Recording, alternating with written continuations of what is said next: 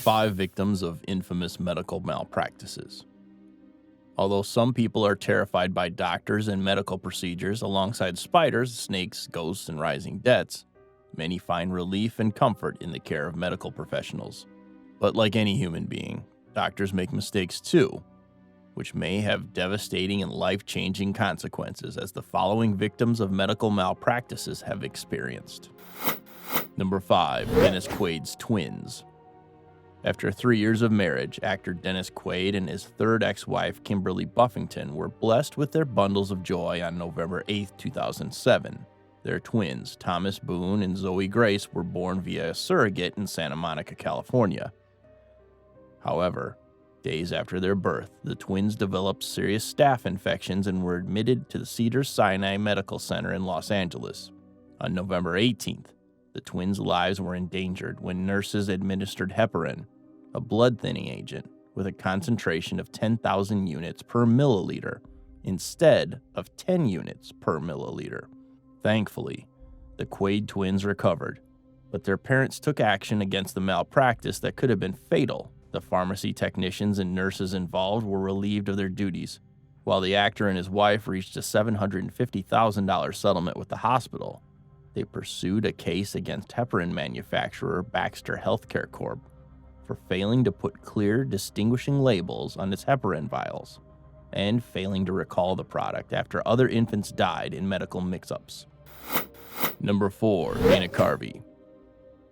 Former Saturday Night Live funny man Dana Carvey may have filled our hearts with joy and laughter for many years, but his heart surgery gone wrong experience in 1998 was no laughing matter. The stand-up comedian went under the knife due to a blocked coronary artery after 3 unsuccessful angioplasties in 1997. The double heart bypass surgery was performed by San Francisco heart surgeon Dr. Elias Hanna, who unfortunately committed medical malpractice. Carvey's blocked artery was deeply buried in muscle and was difficult to find. However, the bypass was performed on an accessible unblocked artery by Dr. Hanna. As a consequence, the actor suffered from angina and became terrified of undergoing more surgeries after the screw-up. Carvey filed a $7.5 million lawsuit against the surgeon, which was later settled for an undisclosed amount. He donated the money to charities and for cardiac research funding. For the comedian, this lawsuit from the beginning was about accountability and doing everything I could to make sure that it wouldn't happen to someone else. Oh, we checked out your artery. It's 122% blocked. Number 3. Julie Andrews. For legendary and award-winning singer and actress Julie Andrews, reducing her 4-octave soprano voice to a fragile alto, The hills are alive with the sound of music.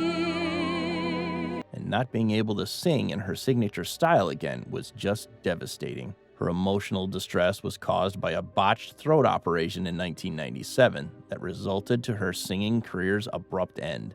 While on a world tour of the stage musical Victor Victoria, Andrews developed hoarseness in her voice and subsequently underwent surgery at New York's Mount Sinai Hospital. Initial findings found non-cancerous nodules in her throat, but the Oscar winner in recent years stated that it was due to muscular striation affecting her vocal cords. Her doctors Scott Kessler and Jeffrey Labin assured her that she would regain her singing voice 6 weeks after the operation, but the original screen Mary Poppins waited in vain. In 1999, Andrews filed a malpractice suit against her doctors, which reached a confidential settlement in September 2000. She underwent 4 more operations at the Massachusetts General Hospital Center for laryngeal surgery and voice rehabilitation, but they didn't succeed in restoring her golden singing voice. Number 2. Sherman Sizemore. The anesthesia awareness case of 73-year-old Sherman Sizemore may just be one of the 20,000 to 40,000 incidents that happen in America annually. It's a case wherein patients feel pain, pressure, or other discomfort during surgery because they're not adequately anesthetized.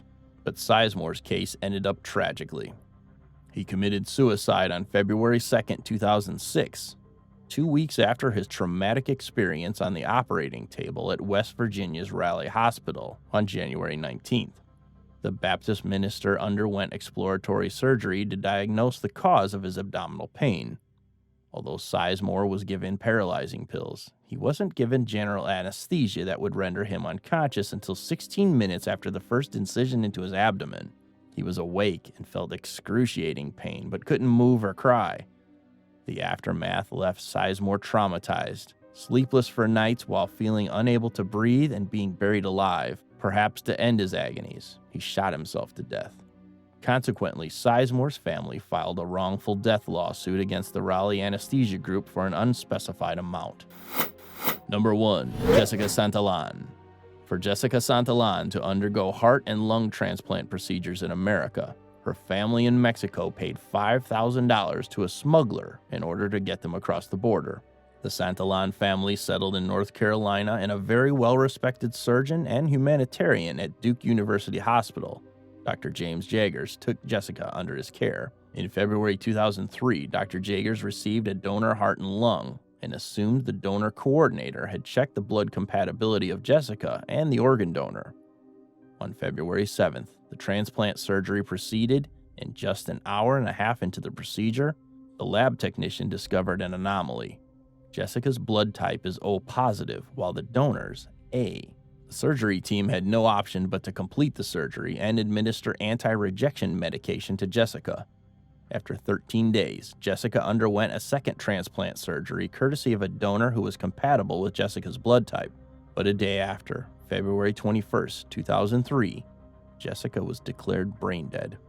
Alas, the risky efforts that Jessica's family took just to give her a second lease on life became futile.